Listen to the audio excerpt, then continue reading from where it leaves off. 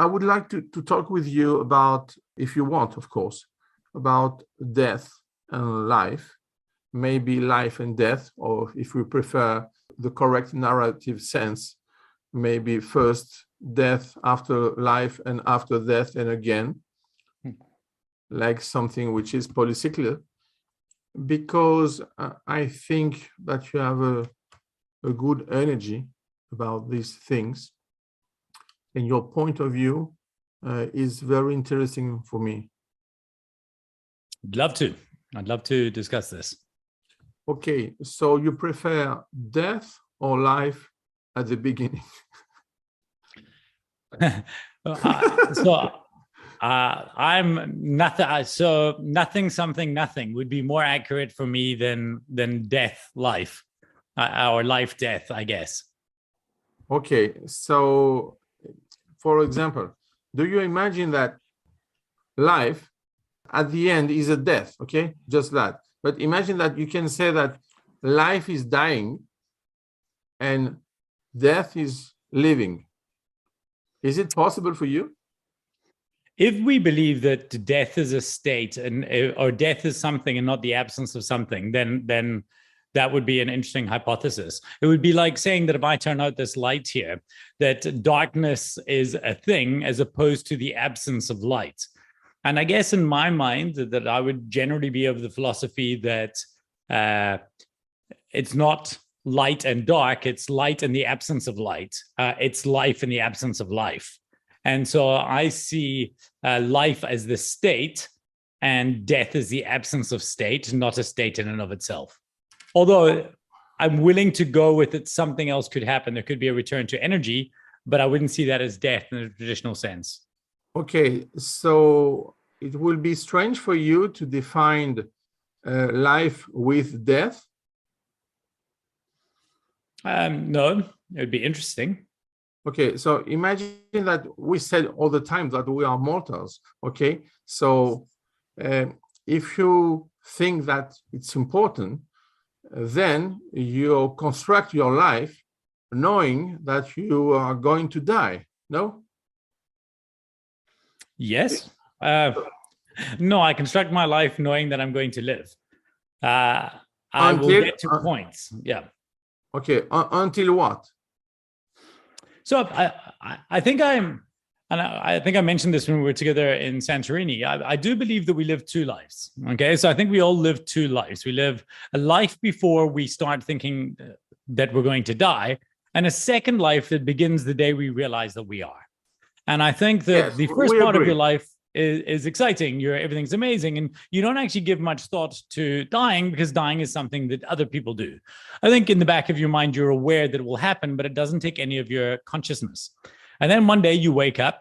For me, it was probably just before, after I turned 40, and you realize, wow, okay, so I'm dying. And I started thinking about this, and I start thinking about my life relative to my days being somewhat numbered, and what am I trying to do? I wouldn't say that I am living now, though, for death. I think I'm living mindful of death, if you can understand the difference there. Yes, sure.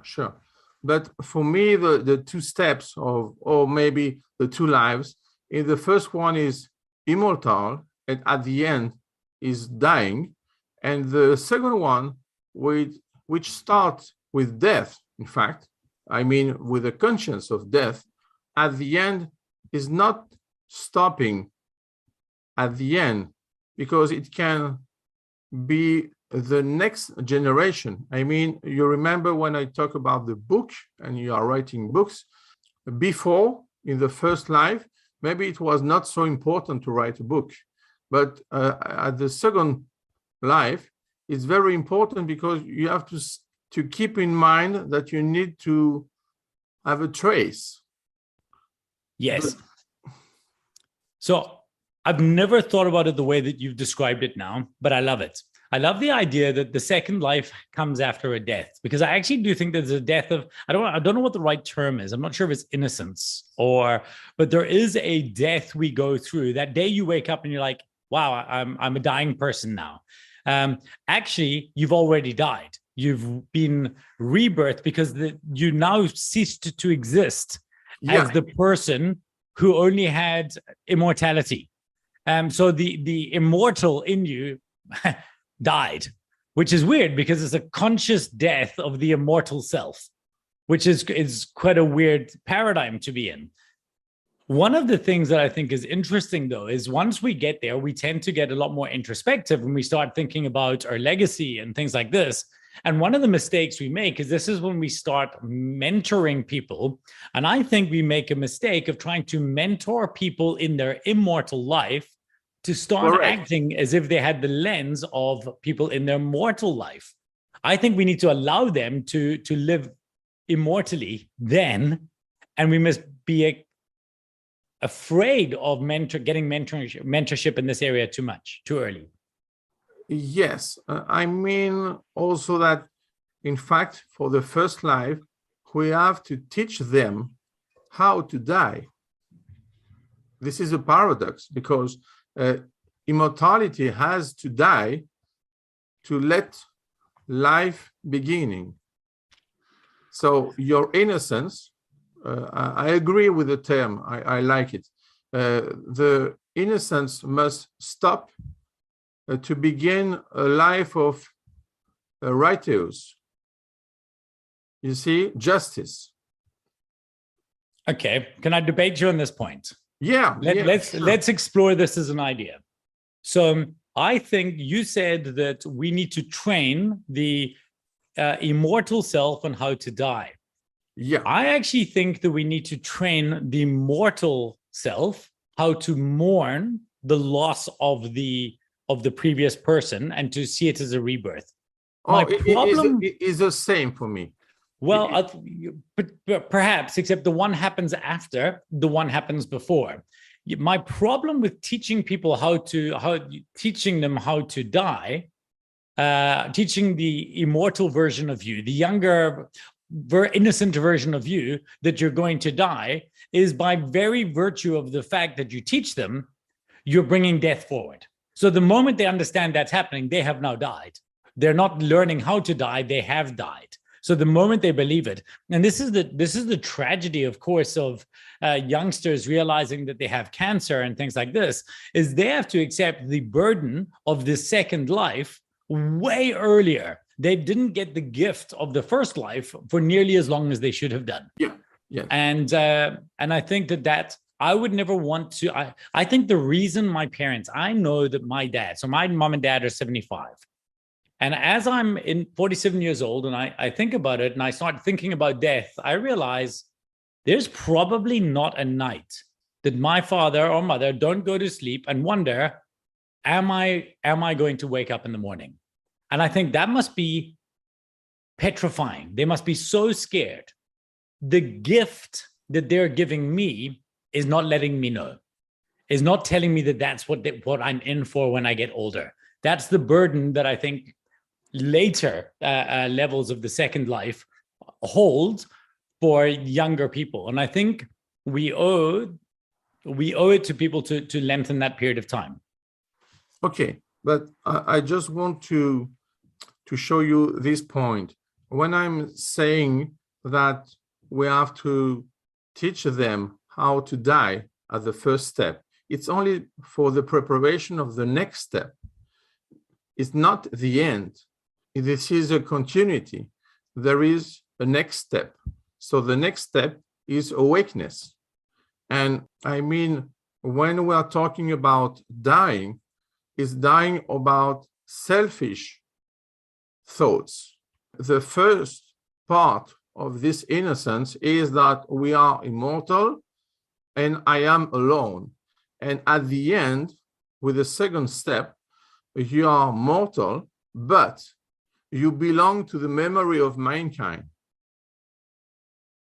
In the first part, the most important thing and person is you.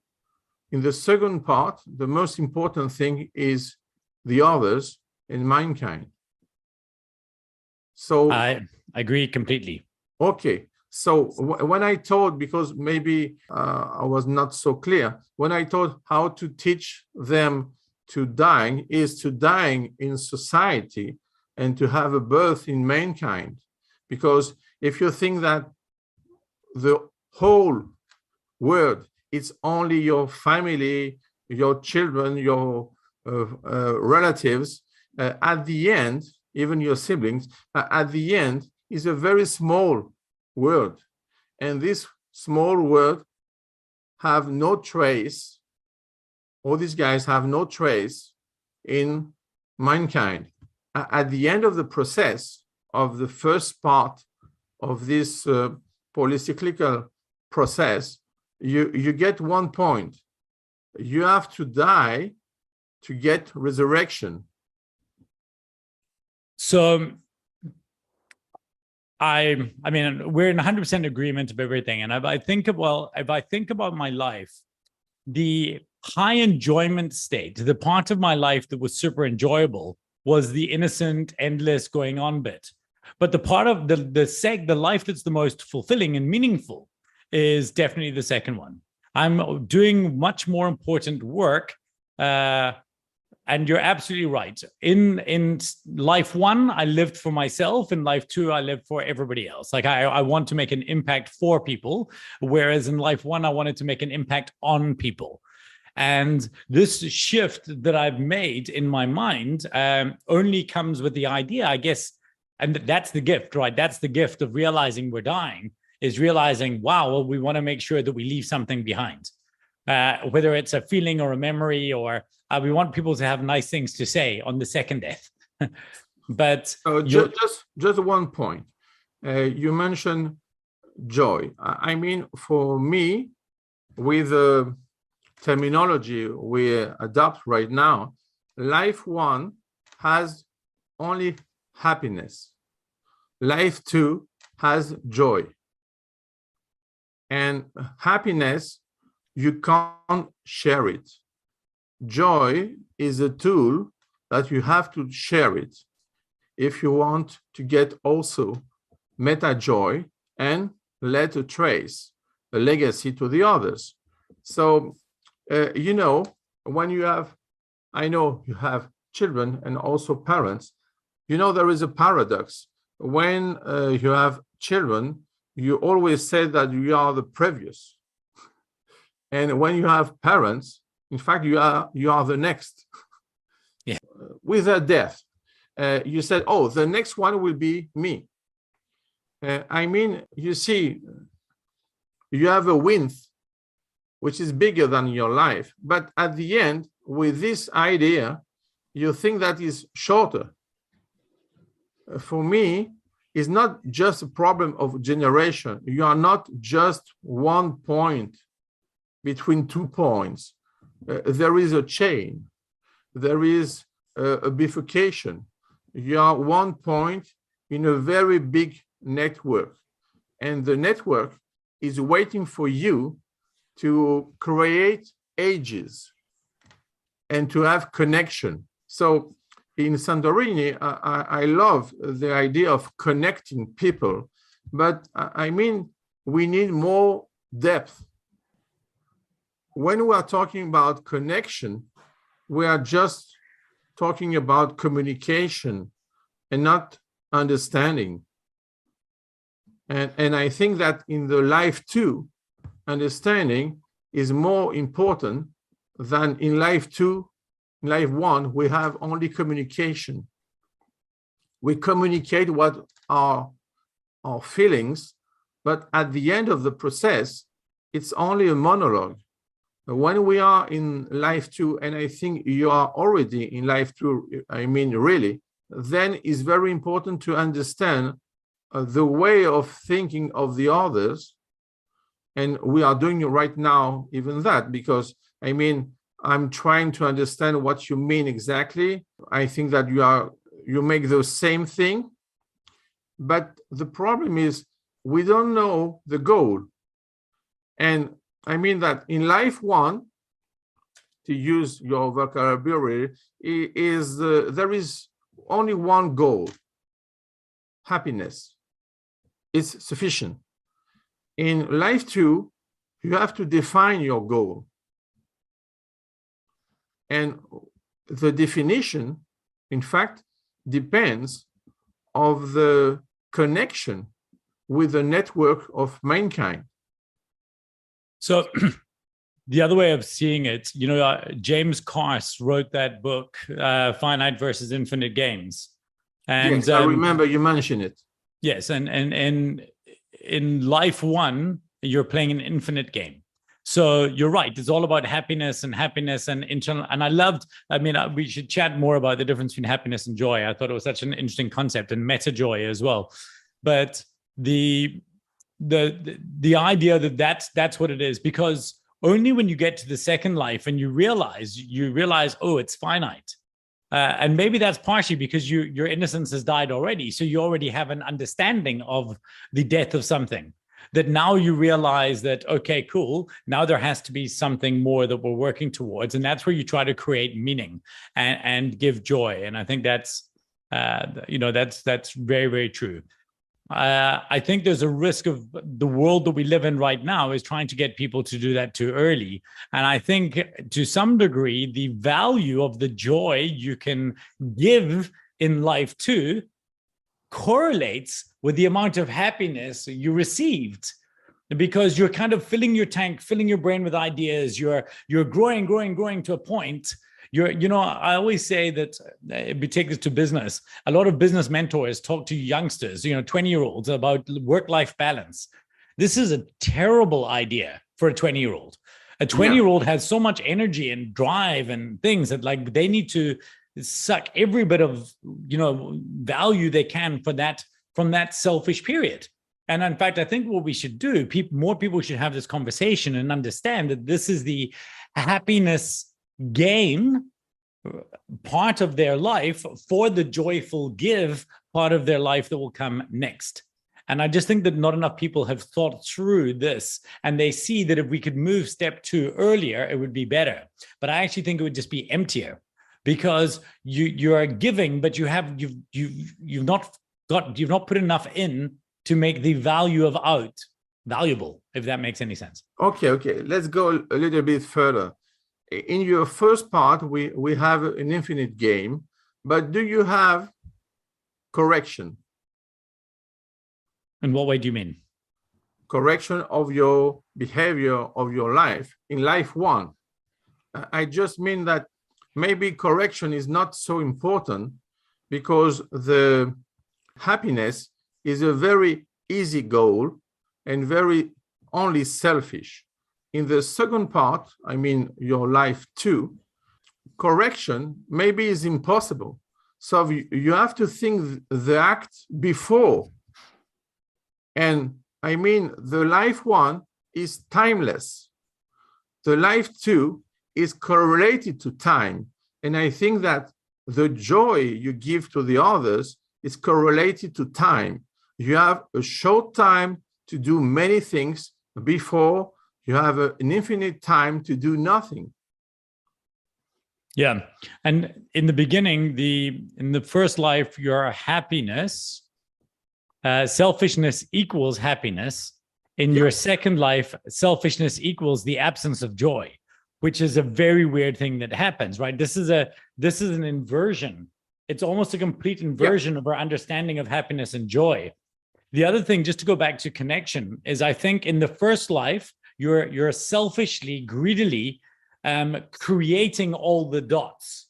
In your second life, you're better at joining them. So that's when those relationships, and some of them become meaningful.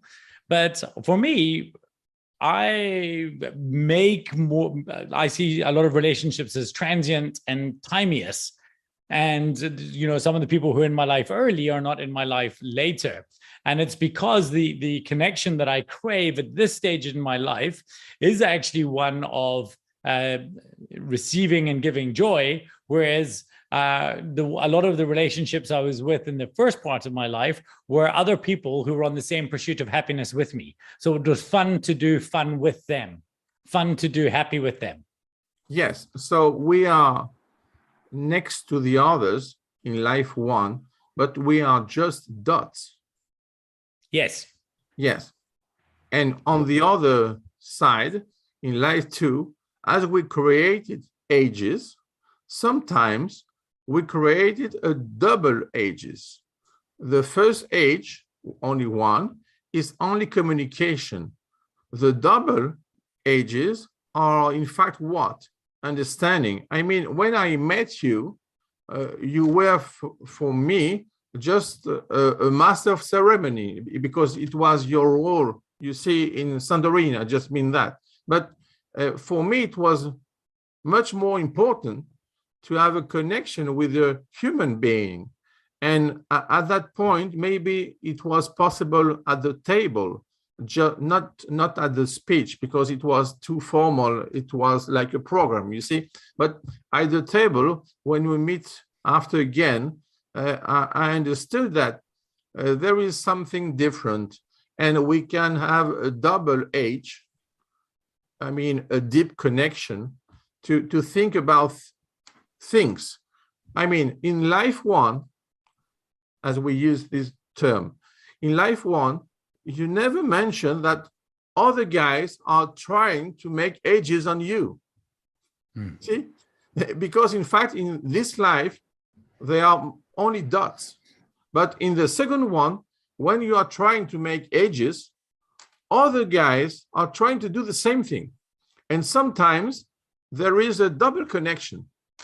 And you can say that maybe your partners in this network of mankind, and there is a place in that for mentorship, are in fact guys like you who are creating only ages and they don't care about their dot, but only to make ages to connect two other dots with an intermediate. Yeah. You know, so when you are doing coaching, okay, I mean, you are coaching someone to do something, but with another one. So in fact, you are a dot between two dots, and you make a split. The connection. Yeah, yeah. It's not only about you and the guy you are mentoring. Yeah, well, in fact, and that's exactly it, right? But so one of the guys on that I'm working with on the speaking program, he, in his talk, he actually talks about the mistake that we make when we're young, is that he says, you know, everybody thinks about connecting the dots, and he says, but you can only connect the dots that you've already made. So he spent his first life, his early life, making lots and lots and lots and lots of dots.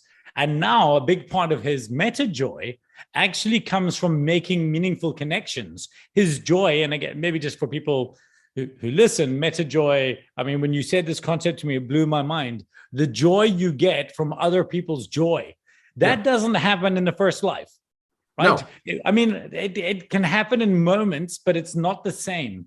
The joy you get from other people's joy, and in fact, the inverse as well, the pain you feel from other people's pain, that's a second life phenomenon in my mind.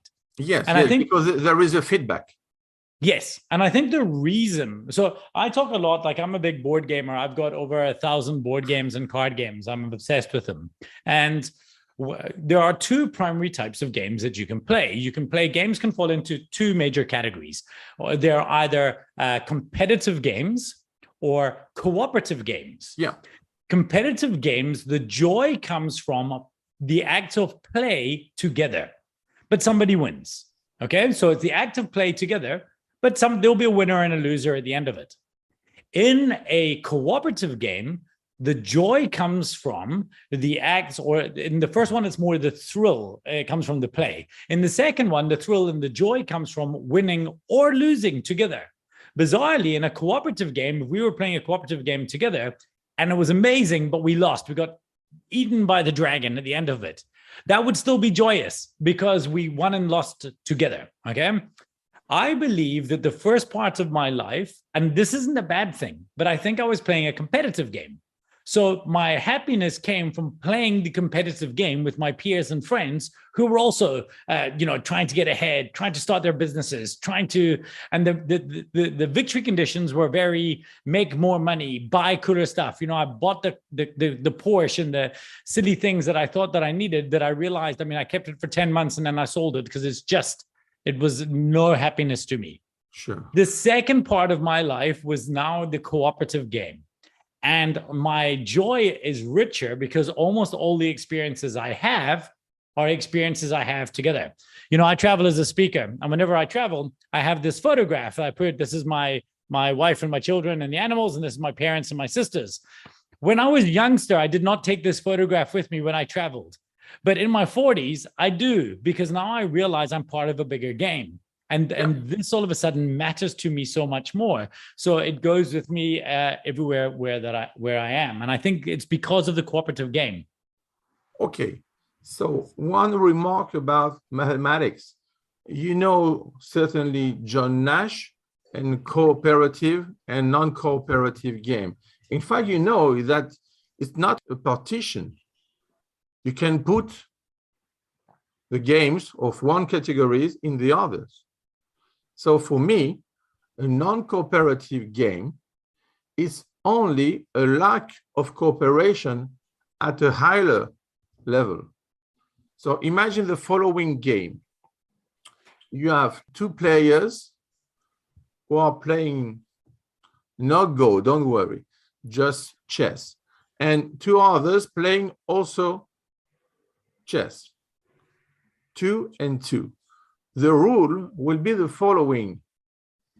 Who is going to win will be the following guy. Is the team who is going to lose quickly.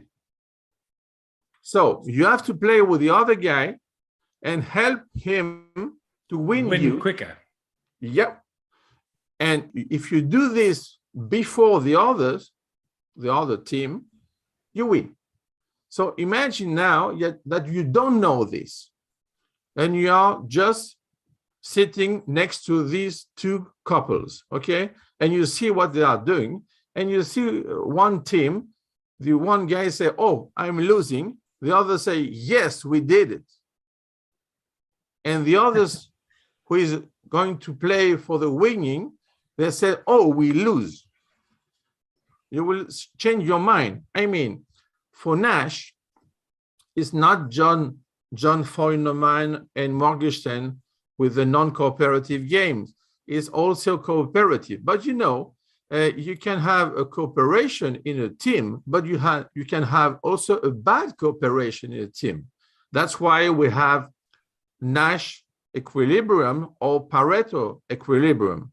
But I mean, the good point with Nash equilibrium is that even if you don't have a good cooperation, you will get this equilibrium. So if you reinterpret what you said before, in fact, the life one was just a non-conscious moves without acts, because you don't know that there exists a life two. It's not that you are only antagonist. Is in fact, you don't know the game. You are antagonist as a tactical level, but you don't know the high strategy. And in this level, the lose of a tactical point can be something very good. And you know, because you played Go, sometimes in a very short place, you can lose something and lose some stones. But in the 19 by 19, you will see that you have to lose these stones there to have a win outside, because the win is only half point difference. So you don't care about that. You care about the big picture. So maybe the difference between life one and life two is the first one is only improvisation, and the second one is only playing with a scenario. So the term that I use, so I go to war. We spoke about this quite a bit because you obviously talk about strategy. The talk I did the week before at Endicott House in MIT was on the death of strategy, is because I believe that, in fact, what we require is a victory condition, a strategic destination more than a strategy. So I think what happens is in life one, because we've, this is your immortal life. In your immortal life, there is a lack of a fixed finite victory condition. Yes. So the game is always circumstantial, and it's always how am I performing against the person I'm looking at next to me. So it's very comparative based, because again, it would be weird if you know, I look at a lot of entrepreneurs, they never compare themselves to Bill Gates, because otherwise they would realize, that's what I joke with them. I say, in the Olympic Games of being rich, you wouldn't even make the team. But that's okay, because they're not playing in that division. They're playing in the division way, way, way far down. Yeah. And so their value comes from comparison to those. But as I got into my second life, I realized I don't want to spend my time playing a game where I don't have a chance of being a significant player. So I realized that the sport of entrepreneurship that I played in my infinite life was no longer going to be fulfilling in the same way. So what I wanted to do is, instead of scaling, and my entire team know this, we no longer have a rand-based or a dollar-based target for the year. We have how can we amplify our authority, and how can we scale our thinking to people, because that's the game that I'm interested in playing now. So I think that it's a victory condition. Even if you go back to your original chess scenario, the one person, the observer, they simply didn't know the game because they didn't understand the victory condition. It is the understanding of a condition of victory that shapes almost all of our motives. Yes. And if I want to teach you any game, if I teach you any game like this game here, the only important thing that I have to teach you at the beginning of every explanation is, how do you win? In the first life, there is none of that. Wait, how I win or how I do not lose? Well, I guess it depends on, I mean, that would be interesting in a philosophical point of view, but in a game, at the end of this game, once we've played, because I will give you I have to give you two bits of information: a state under which the game will end. So let's call it the death of the game. Yeah. And then at the point of death of the game, who will have won and who will have lost. And the reason it's easier to talk generally about a victory condition, so if I'm teaching you this game, Keep, I will teach you the victory condition.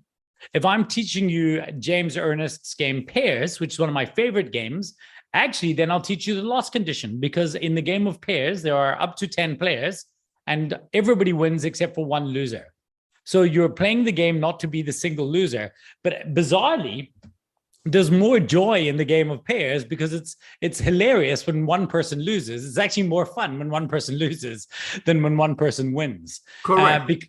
Because you're then all part of the winning group, and even the loser has a bit of fun with it as well. So there, I would tell you the loss condition, but here I would tell you the win condition. The irony is, life is probably better defined by a loss condition than a victory condition, because there's fewer ways to lose than there are ways to win, and it's relative to the game you're playing. Yes, that's the point. So for me, just to reiterate what you said, I mean, for the life one, there are many games and many comparisons, but in life two, for me at least, there is only one game and only one player, and this player is mankind. So the shock for the human being is to say, oh, come on. At the end of the process, we are only one player. We are all partner. But in fact, there is only one. I mean, when we said mankind went to the moon, we don't mean just the 12 astronauts. We said mankind. Now we are preparing to go to Mars. The player is mankind, is not just few astronauts. So the idea is, if we are only dots in a network and our role is only contribution to the scenario of only one player, do you want to be one of these contribution or not? That's my point. And I mean that the contribution can be, in fact, your legacy. You can say that at that moment, I put one stone. So imagine now, we don't have two players on a Go ban. Each guy has only one stone, and you can play only one time. and you can put your stone where you like. And at the end, we just see the colors. And I say, okay, so you put your stone, your white stone there. There is a reason? No, I don't care.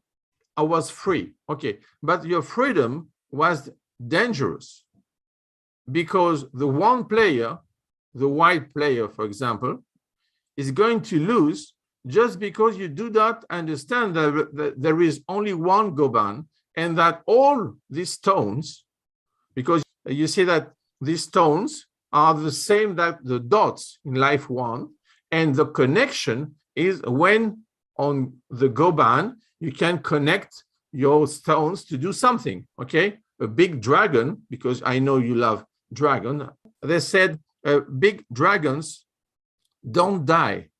We said this in Go because it means that a big structure, it's impossible to die. But so when you put your dot, when you put your connection, when you put your stone, do you realize that in fact there is only one player? That's the position for me for the awakeness is I'm only a contribution and I have a legacy in the spirit of mankind, and I'm not just alone because no man is an island. Right. So I love that, and I buy into that, and I certainly think that that is a second life inference. Like you get to that when you're there, and in fact, I say that, but I think there's a lot of people who never get to that, and I think that's why they're unhappy. They're still trying to play the first game after they're in the second one. Yes. They're trying to. In fact, their joy. They're trying to relive the freedom and happiness of the first life instead of enjoying the joy and the meta joy of the second one. However, where it's not completely cooperative, even in a cooperative game, you and I, we sit down, we play a cooperative game, and even at the end of it, let's say. It's cooperative, us versus the game, and we all play together and we win. However, I'll be driving home from the game and I would like to think that I took an action of significance, that if I'd only played one turn, if my placement of that stone on the board, I would like to be, because somebody, if you track back that game of Go, that universal game of Go that with only one player, then what happens is we see that every human is taking one turn. Some humans, Aristotle, relative to where we were, the placement of that stone was a placement of significance. Yes. And I think where I want to be now, my selfish agenda, because I don't want to be an anonymous good player.